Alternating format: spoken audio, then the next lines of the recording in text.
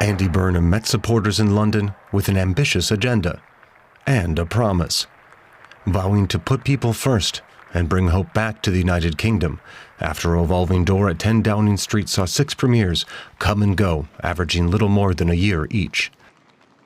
We will make this moment a circuit breaker for Britain, bringing forward the biggest changes in the last 40 years.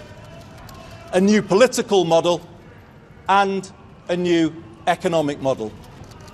Many feel as though they're still in decline and they don't have the ability to turn things around. And that's why we will change politics, to make it more collaborative, more about problem solving than point scoring. And we will take power out of here and carry it into every postcode in the land. Burnham is taking over the UK's top job after serving as mayor of Greater Manchester for the last 9 years. His tenure saw an unprecedented economic turnaround for the northern metropole. Burnham himself described his politics as business-friendly socialism, aimed at putting an end to the privatization drive of the 1980s. But can his so-called Manchesterism be a solution to the UK's political ails? Burnham's first order of business is to expand the responsibilities of local governments in the UK. He also has plans to tackle the country's cost of living crisis and build more subsidized apartments, expensive endeavors at a time of shrinking budgets. There are a lot of issues need to focus on, in particular, the sort of like healthcare system, the immigration issues, and I think it's a shame that it's not lasted so long for Keir, in that we need some stability. But hopefully Andy Burnham will bring that and be in place for quite a long time. I feel like he's got quite a different take on it, on things, and we've had a lot of kind of middle ground, more of the same for a long time. Boris Johnson aside, I think. So I'm interested. Burnham is planning what he's calling a listening tour of the UK to find out what issues are confronting his voters and hopefully to avoid the mistakes of his predecessors. All right, let's go now to our very own Birgit Maaß. She is covering this for us from London. Birgit, Andy Burnham has made his first address as the new British Prime Minister, talking about a circuit breaker. Tell us more about what he had to say today. Yeah, Andy Burnham, first of all, the style of his delivery was really different because he was here without a lectern and he spoke freely, and in a way you felt that he was addressing the people directly. So, a really different delivery from what we are used to when new prime ministers start here in Downing Street. And we've had a lot of new prime ministers start here in the last 10 years. We had 7. So the question is how Andy Burnham will really be different. He said he has a 10-year plan and that he will lay this out in the future, but we don't know exactly what's in this plan. He said he wanted to help young people into work. That's a massive problem in the UK. He said he wanted to end rough sleeping. But other than that, we will have to wait for the details, how he's going to flesh it all out. Yeah, he spoke of a new political model and a new economic model. I mean, those are very lofty plans. Has he stated, or do we have any idea of what he means by that? Well, as the mayor of Manchester, he was known to work across the party line. So he also alluded to that in his speech when he said it's not about point scoring. He wants to be collaborative. So he was managing that in the north of England, where he was the mayor of Manchester. And also he managed to pull private capital in. So Manchester economically has been a successful region, has been growing very fast. And at the same time, he did manage with his working together with private capital, private companies were able to also reduce inner city poverty, for example. That's nothing that he did by himself, and it was a trend that was started already before he became mayor, but he definitely continued this success story. So that is one way where he will do things differently. But he also wants to, and that he's alluded to that, he wants to devolve power, so not just be in one region. It's a very Britain is very London-centric when it comes to decision-making and also when it comes to the concentration of wealth. And he wants to change that, and he wants to bring decision-making more into the regions, more into so that mayors like him will have greater power. And he hopes that that will also revive the ailing British economy. Yeah, he is known as the king in the north. And as you say, he's promising greater decentralization for political power. I mean, is this then the beginning of a new era for the UK? Well, this is what Labour MPs are hoping for. So the reason why Andy Burnham is here is that once Keir Starmer, his predecessor, was very, very unpopular, but he also was in the last local election, his Labour Party really was doing very, very badly. And Andy Burnham has for a while been the most popular UK politician, and he's managed to win a by-election. So just a few weeks ago, he managed to win in the north of England when an MP stood down, and he won it in a seat that was heavily voting for reforms. The insurgent right-wing populist party of Nigel Farage and Andy Burnham managed to win decisively. So the MPs that voted for him and voted for him to be party leader and also prime minister, they hope that he will be able to turn things around and that he'll be able to gain the momentum again for the Labour Party. And in a way, I think politically finish the project that Keir Starmer has started, working to reduce poverty, child poverty, for example. That is something that Keir Starmer started, and that Andy Burnham will continue that. But that he's a better communicator and that the narrative will become more clear. Yeah, Birgit, I think a lot of people are wondering tonight, what tells us that Andy Burnham will not be another Keir Starmer? With that, I mean, he'll start with bold promises and hopes that quickly sinks under the weight of Britain's political reality. Yes, Britain does have a lot of problems. Britain is a volatile country since Brexit. The economy is stagnating, is not doing very well. It's suffering from the energy crisis as a consequence of the Iran war.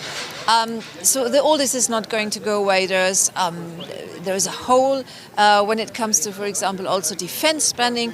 And Andy Burnham will have to make unpopular decisions. And that's what many people here are warning, that he's not used to alienating people and to also tell some people that they can't have what they want. And we'll have to wait and see what these decisions will be and who he will appoint in his cabinet and what exactly his direction will be. But the hope is for Labour MPs that at least there's a different vibe and that he's able to sell the Labour project much better to the voters. And I think we did get a sense here that he is somebody who can reach out to people in a much more direct way than, for example, Keir Starmer was able to do, who was always described as a little bit hesitant and a little bit stiff, and it wasn't really clear what he stood for. And Andy Burnham has a new chance to really explain to the British people what is the Labour project, where does he want to go, and how does he want to achieve it. And I think before we run out of time, Birgit, as you said, Andy Burnham is, the 7th Prime Minister that the UK has seen in the 10 years since the Brexit referendum. He was not elected, though, and that's important. He has not actually been elected in a general election. Does he have to prove himself even more because of that, or does he start his prime ministership maybe as a lame duck in a way, with a democracy or democratic deficit? I don't think it starts as a lame duck. I mean, this is a democracy, how it works here. So you're not voting for a president directly, you're voting for a party, and it's the Labour Party that people voted in, and they do have the right to change their prime minister, their leading man or leading woman. So I think in that respect, it's more of a normal procedure. But of course, there is a pressure for him to deliver. He's got about 3 years' time to do that. So that was also the reasoning why Labour MP said, well, now or never, we have to change the Prime Minister now, so we do have a chance to prove that we can actually deliver and that people understand what we're about and that they can actually feel that there is some change. They can see it around them, they can possibly feel it in their pockets. So he's got these 3 years to prove what he stands for, and Labour MPs have voted him in because they thought that he is the man to beat Nigel Farage and to beat the insurgent Reform Party. All right, and we certainly will find out if that is the case. Birgit Maaß for us in London. as the UK has a new Prime Minister. Birgit, thank you. Let's take a look at this with Tony McNulty. Tony is a teaching fellow and lecturer in British politics and public policy at Queen Mary University of London. He's also a former Labour Member of Parliament who served as a junior minister in Tony Blair's government. Welcome to DW. Do you expect Andy Burnham to make substantive changes to the lives of the British people, or just tell a better story than his short-lived predecessor? He certainly needs to do the second point. I think one of the problems with the Starmer regime, for want of a better phrase, is that he had no story to tell, or didn't tell the story very well. We're halfway through his formation of government, and he's making some fairly significant changes to personnel, which has gone much, much further than people thought. People thought it would be simply a shuffle of the existing posts, but he's got rid of the best part of 10 people so far, mostly Starmer loyalists. And if that shows a kind of an urge to make significant difference, then that might be a portent for the future. He's going to face the same problems as his predecessors, low growth and a cost of living crisis. He's promised immediate action on the cost of living. So what can he do that doesn't cost billions that Brits keep being told the government doesn't have or doesn't want to borrow? That's his difficulty. You're exactly right. Although a change of tenure, a change of tune, an increase in communication skills only gets you almost to the front door. The problems are still very much there, and many of the problems that faced Starmer, like an increase in benefits bill, like an anemic level of growth, face Burnham too. He thinks he's got the answers and can push in some directions, but will be limited not just by those assorted crises that are the same as Starmer, but by the absence of a mandate and the constraints of the manifesto that Labour was elected on, when, of course, Starmer was the inheritor rather than Burnham. So there are limits there. It'd be interesting to see how things. Tell us about some of the answers that he has been talking about to those problems. He thinks, interestingly, in a kind of parallel with Germany, he thinks that devolution and getting political power as well as economic responsibility down to the localised level, reflecting his experience as Mayor of Manchester, may well be part of the answer. Now, the UK does not have the lender structure of Germany, so there are difficulties in that regard to begin with. But if you look at what he's done in Manchester, Manchester as a city has had enormous growth, has of some of the regional areas like Salford next door, but that hasn't permeated the entire 10 regions of Manchester. So devolution, he thinks, will be one. An enormous infrastructure investment in terms of infrastructure projects, and particularly social housing, is another. But doing both of those things within the confines of the Treasury guidelines that he's said he will adhere to will be an interesting thing to try and get the measure up. If it works, it could be very successful. But central to it, just like for Starmer, is at least a bounce in terms of the anemic levels of growth that they've got so far. Okay, That's the problem. I want to stick with the money, because the Keir Starmer, the previous Prime Minister, his last Defence Secretary quit because he thought the government wasn't spending enough on defence and in the right places. There are reports today that the same man, John Healey, has been pictured walking up to Downing Street this afternoon. So again, where would a new Prime Minister get the billions needed to bring Britain's defences up to strength in a world with the US withdrawing and Russia potentially thinking about expanding? You're absolutely right. John Healey was the first one in to secure a position rather than otherwise, and we've yet to see what he's going to get yet.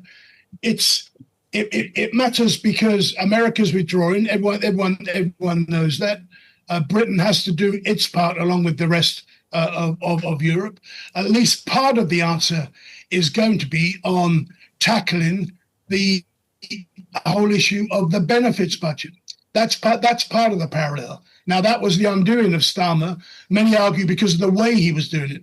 Andy Burnham recognises that the welfare budget budget does need tackling. That's not going to pay for everything in terms of defence. So there'll have to be elements from elsewhere, but it will be at least part of the process, as well as kick-starting the economy and getting the growth back in the equation. There's a lot of, as you imply, there's a lot of maybes here, which if it all comes off, could be all well and good for Burnham. And it could be that he's taken over at just the right time. Certainly in terms of the economy, there were good signs in terms of the economy before Trump started going to war with Iran and all those kind of issues that then emerged, the Straits of Hormuz and everything. So we'll have to see. Why has Britain, which once prided itself on its political stability, burned through so many prime ministers in the last decade? It's an interesting question. I was looking, it took the King's mother 12 or 13 years to get through four prime ministers. It's taken this king 3 or 4 years. Partly it's about the two major parties, not dissimilar to what's going on in Germany, the two major parties not being that clear about what their future is and what they stand for. For the Conservatives, it's been the pressure from reform. For Labour, it's been partly whether the left or the centre should dominate in terms of Labour, and how Labour deal with an insurgence from the left in terms of the Greens and to a lesser extent the Liberal Democrats. So there's almost a kind of existential crisis within the two main parties. Labour thought until recently that it was just a play that impacted on the Conservatives because of the reform and because of Europe. But actually, it now appears to be infecting Labour as the second major party as well. Maybe Burnham can sort that out and say exactly what Labour stands for. Is it more socialist than social democrat? Is it left? Is it centre-left? Problems that beset social democrat parties throughout Europe. But in government, this has become sharply into focus. And that's the reason why there's been a change. And Starmer clearly no longer had the answers, according to his own MPs. Whether Burnham does remains to be seen. Thanks so much for joining us. Tony McNulty from Queen Mary University of London. Well, let's look at the job facing this latest person to walk through the revolving door at the top of British politics with Anne McElvoy. She's executive editor at Politico and co-host of the Politics at Sam and Anne's podcast. Welcome to DW. What is your understanding of how this previously regional figure will run Britain differently? I think the fact that he presents himself as a regional figure is very important here. He's often referred to as the King of the North in that reference to Game of Thrones for those who are fans. But really, it is making the point that he wants to change what he sees as a London-centric, Whitehall-centric, that's where the machinery of government of the UK in a very centralised state has been based historically. He's saying Britain needs to change. There are some influences there, perhaps a bit from the German federal model, not only, but certainly that is part of it. And I think he also sees himself as someone sweeping from the north. It's perhaps the north-south divide is one of the things that's best known about the way that British identity often sort of divides itself up in a psychogeography. You see there's pictures there of him being greeted, that sense of a new start, but also something perhaps a bit different, a bit fresher, a bit more irreverent, yes, in some ways, cheeky even, but he's really making no bones about the fact that he wants a new start. He's just got rid of the finance minister this afternoon and many others. Whenever we get a new leader, we need an ism. And we've heard a lot in the last few weeks since it looked like Mr. Burnham would get the job. We've heard a lot about Manchesterism. Are you clear what that is? I think it's a kind of collective term for devolution, effectively, and particularly to devolution to large cities and urban areas where he feels that they've been left behind, also to parts of coastal Britain, and the fact that decisions are often made quite a long way from the communities that the government is setting out to serve. Manchesterism is, of course, a bit controversial. If you come from the other side of the Pennine Mountains, to text everybody's geography here. If I come from the northeast like I do, Manchesterism doesn't really mean very much to you. My nearest metropolis is Newcastle. So I think there is a sense that Manchesterism will have to adapt and change, but that was his power base. The reason he's prime minister is that he was seen to be able to tell a story that he'd been a successful mayor in a big region, and he wasn't supposed to be coming south. He wasn't supposed to be able to get into Parliament. His predecessor, Keir Starmer, said a fond farewell today, but tried very hard to stop him. So I think Manchester means we are prepared to throw things up in the air a bit in London and see where they land. It's a promise of change. So a new face at number 10, new faces in government. They'll still be facing the same problems, low growth, high cost of living. Can he deal with these differently without significantly higher public spending or a looser approach to borrowing? I think on the last point, we probably will see a looser approach to borrowing. It sounds a bit technical, doesn't it? But if you've got the government, is one of the reasons I think that he didn't keep his former Chancellor, the former Chancellor or Finance Minister, Rachel Reeves, in any role, was she had a very tight way of interpreting fiscal rules that she put in opposition to show Labour wouldn't be spendthrift. And it turned into something like a corset around all the wishes of the government to be able to flex a bit, to borrow a bit. And particularly if you look at the challenges of defence spending, all European governments are struggling with this. I think the Burnham view, and he's being advised by those who say, well, you can probably take a slightly looser view on borrowing as long as you're borrowing to invest in things like defence and the security profile of the country, as opposed to just splashing out and not having much of a return on your investment. So I think you'll see that. Yes, the problems are the same. I think you'll see some different approaches. I think for things like the water industry, very unpopular in parts of the country where a lot of companies, highly leveraged, private equity funded companies, are seen to be failing the consumer. I think we'll see slightly more of a tilt. Actually, I'm saying slightly, I mean quite a lot of a tilt towards not outright nationalisation, but something more like a mutualising model, giving people who are using these services more say in them. And I think that will be seen as a little hostile in some quarters to private equity. And that's the question, can he still pursue growth while moving a bit more in the direction of having a more active state in Great Britain? He's moved a bit to the left of where Keir Starmer left us. One of the few things the new Prime Minister shares with Donald Trump is this desire to reindustrialise his country and support domestic industry. Again, is that credible or just a feel-good soundbite?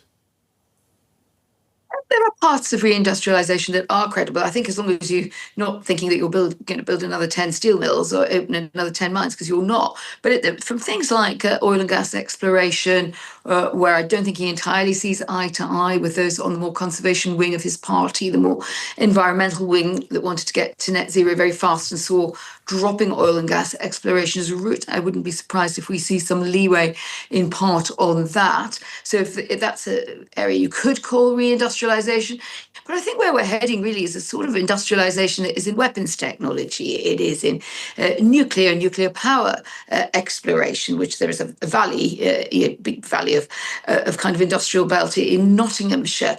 Not exactly what's talked about a lot when you think of what Britain's problems are. But I think what he thinks is investing perhaps a bit more. A lot of countries have gone a little bit more Donald Trump than they like to admit.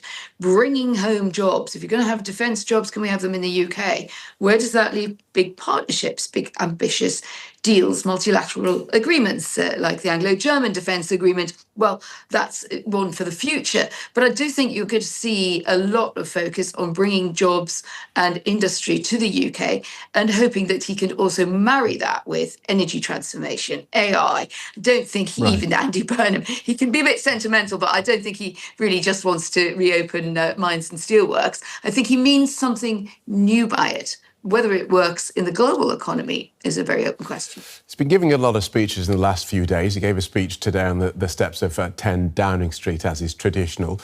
None of those speeches have given us much of a clue about the new Prime Minister's foreign policy priorities. What have you been able to glean about his attitude to what you might call the big three foreign policy issues: Trump, the EU and Ukraine? Actually, I'm going to start somewhere else where he has given a statement, and that's on Gaza and Israel.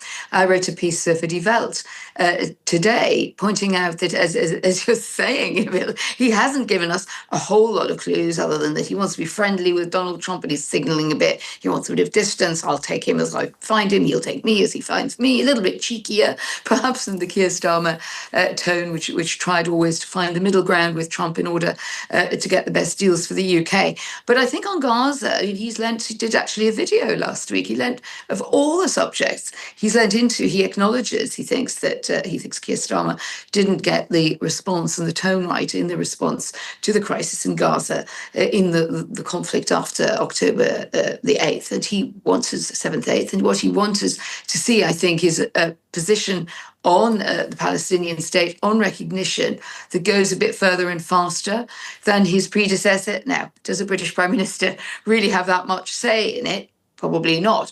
Does it drive away votes on the left of his party? Has it cost Labour seats, particularly in areas either with a high Muslim vote participation? And many, many Muslims traditionally have voted Labour, about 80%, but that is falling off in a younger generation. He's challenged by the Greens, who are very left-leaning in the UK, on these issues. So actually he has started with that. Donald Trump, it's a bit softly. He's invited him to Manchester.